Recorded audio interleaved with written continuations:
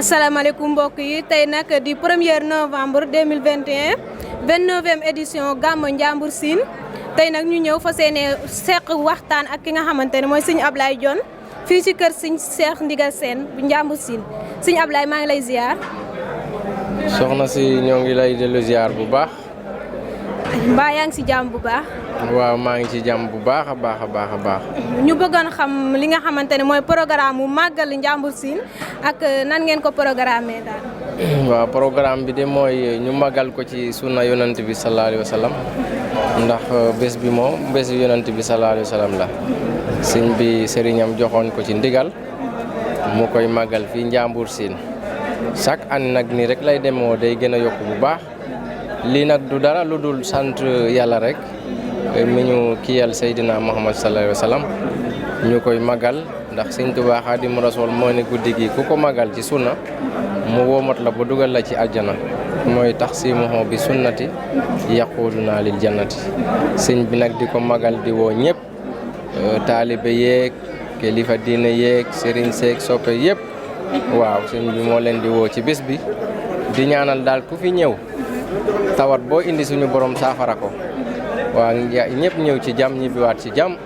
ñu def ko ci bisimilah rahmaani rahim génniwaat ci alhamdulilah rabil alamin waa sëñ Ablaye su ma bëggoon xam màggal gi kañ lañ ko sos di ko màggal. màggal gi nag mu ngi xaw a yàgg si parce que du tey mooy 29e édition ren kon nag boo ko wooñee ay at moom xaw naa yàgg tuuti loolu sax moo ma mag moom waaw loolu moom. waaw ba tey ma bëggoon xam lan mooy kiiw màggal gi chaque année ni muy demee yokkute beeg avancement bi nan la programme bi di tëddee à chaque année. programme bi de mooy ñëpp rek ñuy woo ñëpp rek Cheikh Seck taalibe yeeg ñëpp rek yaa ngi gis rek gis nga ni mu demee woo waaw sëñ bi di ko def ci anam yu mucc ayib waaw ba sëñ bi moom mbiram moo xisa yaatu ndax bu xewlee ñëpp ay bëgg a ñëw waaw loolu rek la nit yi yëpp ay ñëw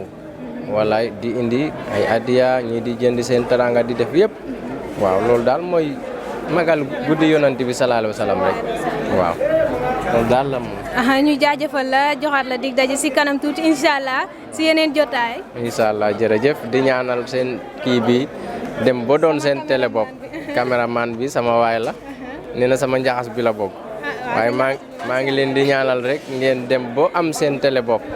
ci kattanu yàlla ak mbaaxu sëñ bi ci barke bés bi di ñaanal sëñ bi mu yàgg fi lool te ànd ak wér ñu koy ziar bu baax a baax a baax a baax.